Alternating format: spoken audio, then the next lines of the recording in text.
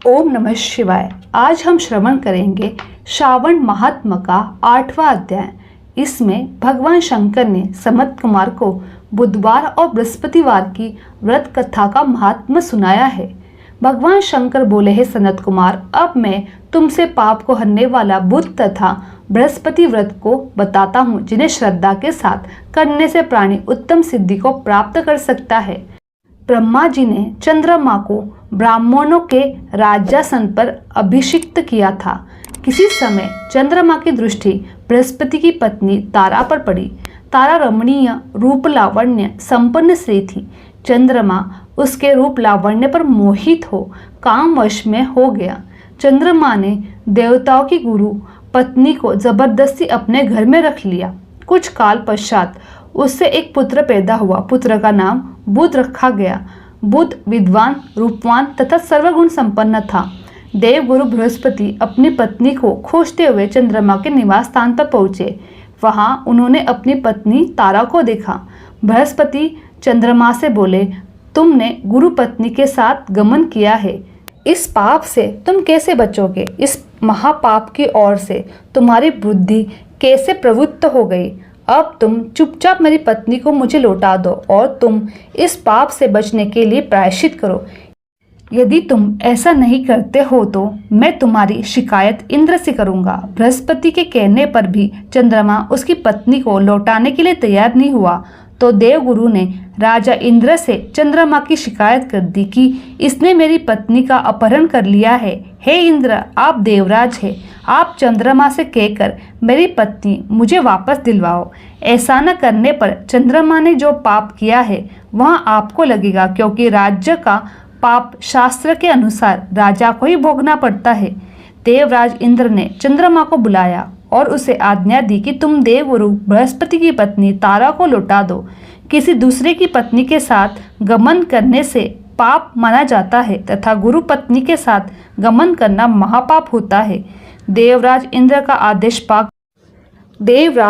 का आदेश पाकर चंद्रमा ने गुरु पत्नी तारा को बृहस्पति को लौटाने के लिए तैयार हो गया, परंतु तारा से उत्पन्न अपना पुत्र मैं वापस नहीं करूंगा। चंद्रमा की बात सुनकर देवताओं को संशय हो गया कि यह किसका पुत्र है। इस बात की पुष्टि को तारा ही कर सकती है, यह किसका पुत्र है। देवता ने तारा को बुलाकर पूछा, है कल्याणी, तुम सच सच बताओ, यह पुत्र किसका है। लज्जा युक्त होकर तारा ने कहा, यह बालक चंद्रमा का औरस तथा बृहस्पति का क्षेत्रज पुत्र है।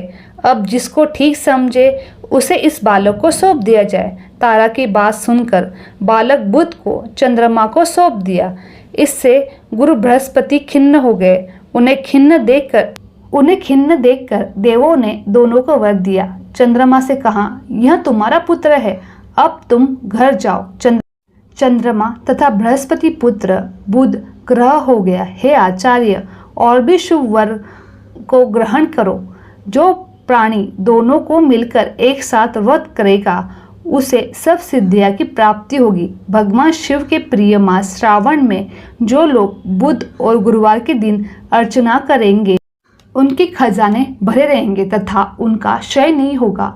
नैवेद्य दही भात से दोनों मूर्तियां लिखनी चाहिए। जो दोनों मूर्तियों को झूले पर रखकर अर्चना करता है वह दीर्घायु तथा संपूर्ण गुणों से युक्त पुत्र प्राप्त करता है। पाकशाला में लिखकर अर्चना करने से पाक वृद्धि और देवाघर में लिखकर अर्चना करने से देव की दया होती है। सोने के कमरे में लिखकर अर्चना करने से पत्नी का वियोग कभी नहीं होता है। इस प्रकार यथास्थान पर उसका फल प्राप्त होता है। 7 वर्ष तक व्रत करने के पश्चात उसका उद्यापन करना चाहिए। उद्यापन में पहले रात में जागरण करे। सोने की प्रतिमा का निर्माण कर विधि पूर्वक अर्चन करे। षोडश उपचार द्वारा अर्चन कर हवन करे। तिल, घी तथा खीर प्रज्वलित अग्नि में देनी चाहिए। चिचड़ी तथा पीपल की समिधाओं से हवन करके पूर्णाहुति डालनी चाहिए। इसके बाद मामा भांजे को भोजन कराकर अन्य ब्राह्मण को भोजन कराना चाहिए। ब्राह्मणों को दक्षिणा देकर उन्हें हाथ जोड़कर विदा करने के बाद स्वयं भोजन करना चाहिए।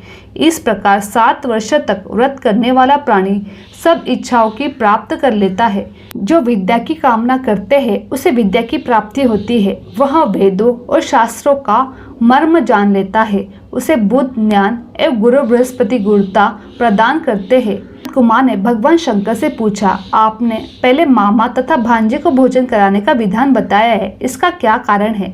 भगवान शंकर ने कहा, हे सनत कुमार, पहले समय में मामा और भांजा दोनों दरिद्र थे। एक दिन दोनों भोजन के लिए घूमते घूमते एक सुंदर नगर में पहुंच गए। उन्होंने वहां प्रत्येक मकान में श्रावण के महीने में प्रत्येक वार का व्रत करते लोगों को देखा, परंतु बुध और बृहस्पति का व्रत करते कहीं नहीं देखा।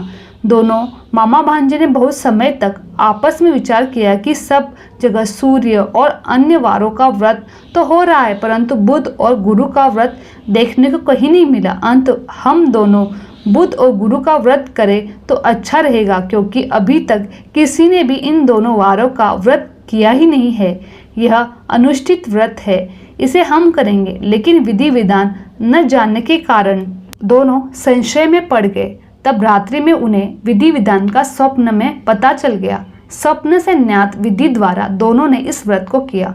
व्रत करने से वहां धन धान्य से संपन्न हो गए। 7 वर्ष तक दोनों मामा भांजे व्रत को करते रहे और वे पुत्र पौत्र धन संपदा आदि से संपन्न हो गए। बुध और गुरु बृहस्पति के प्रत्यक्ष दर्शन देकर उन दोनों को वर दिया कि आप दोनों लोग ने हमारे व्रत को सुविचार किया है। आज से जो भी इस व्रत को करेगा और मामा भांजे को पहले भोजन कराएगा वह उत्तम सिद्धियों को प्राप्त होगा। इति श्री श्रावण मास कथा अध्याय 8वां समाप्त। हर हर महादेव। मेरी ये वीडियो आप लोगों को अच्छी लगी तो मेरे चैनल को लाइक शेयर और सब्सक्राइब करना ना भूलें। आप सभी का धन्यवाद।